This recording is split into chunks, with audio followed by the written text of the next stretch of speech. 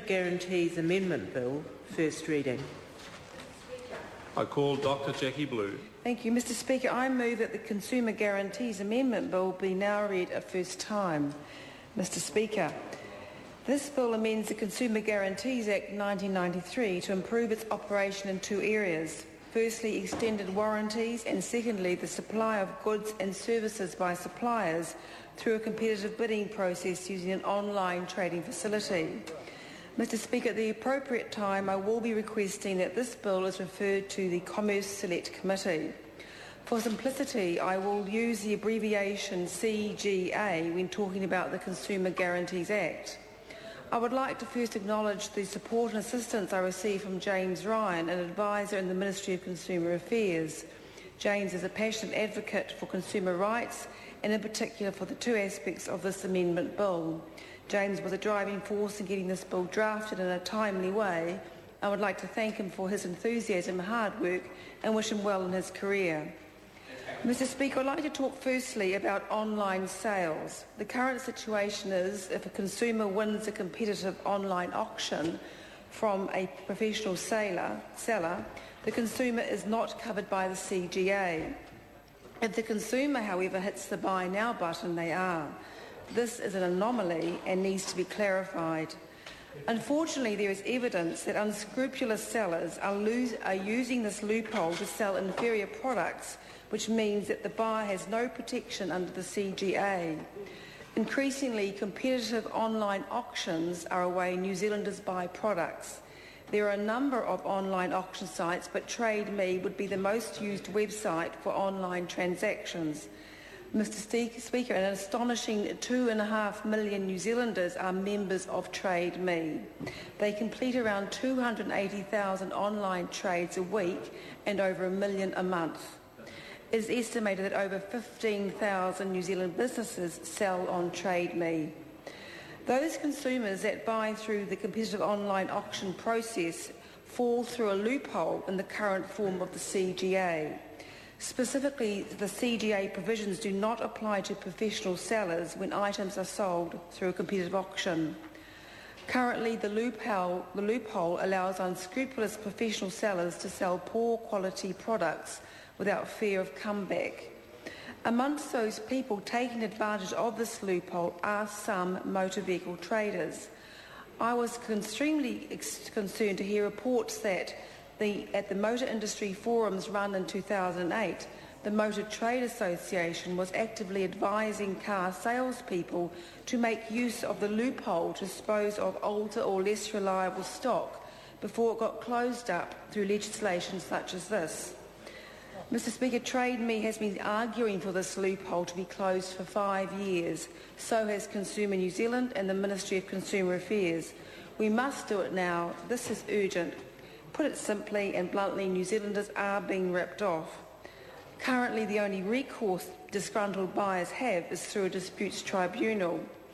However, without protection in law, a disputes tribunal referee has little reason to find in favour of the consumer. Mr. Speaker, Trade Me has been so concerned about this that for the last 16 months they brought in a voluntary code of practice for professional traders. Trust and transparency are the two values that are paramount in the successful running of Trade Me. As an example, 65 personnel, or 1/3 of Trade Me staff, work full-time, 24/7, actively on safety, trust and policing issues.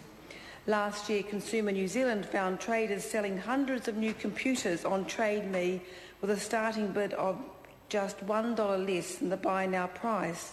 Now, most of those computers would have been purchased through a competitive online auction and therefore not covered by the CGA.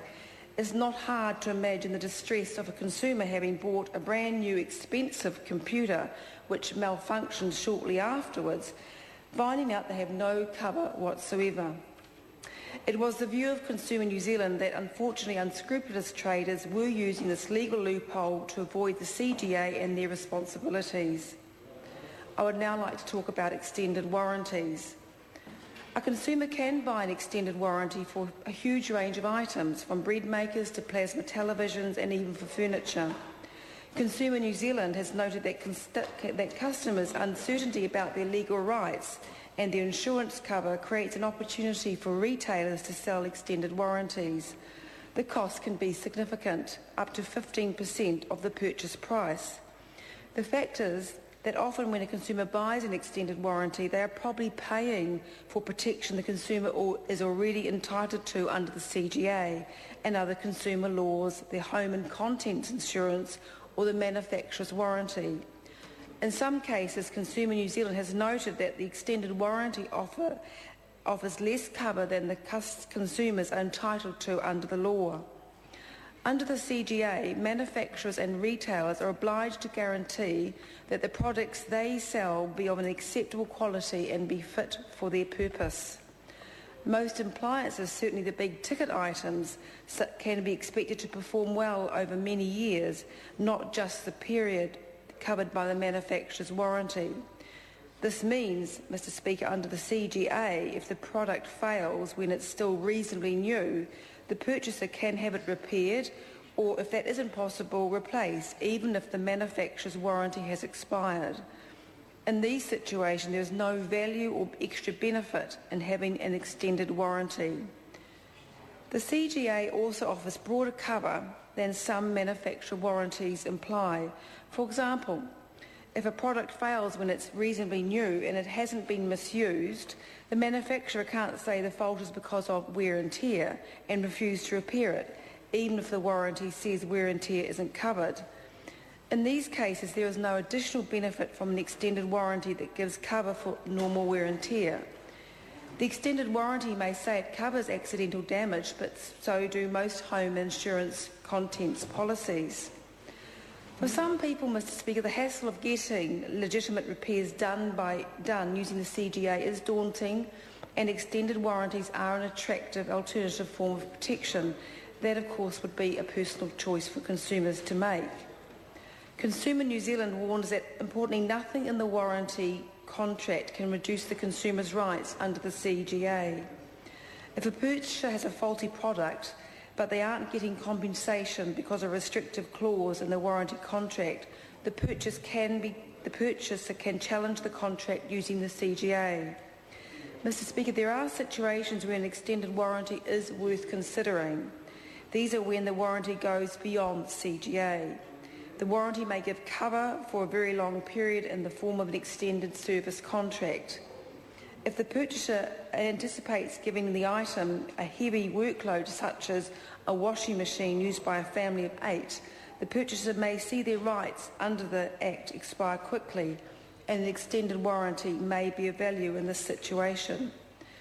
Mr. Speaker, this bill provides that consumers must be informed about whether an extended warranty they are considering purchasing provides any benefit, right or convenience that is greater than the rights under the CGA. The bill also provides for a cooling off period once an extended warranty has been purchased. This will allow consumers to reconsider whether to continue with the extended warranty, and if they decide not to do so within the cooling off period, they will be entitled to a full refund.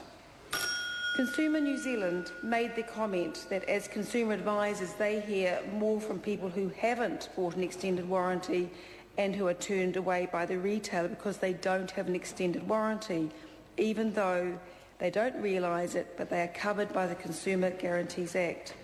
This, Mr. Speaker, highlights the urgent need for both consumers and retailers to be informed about exactly what the CGA covers.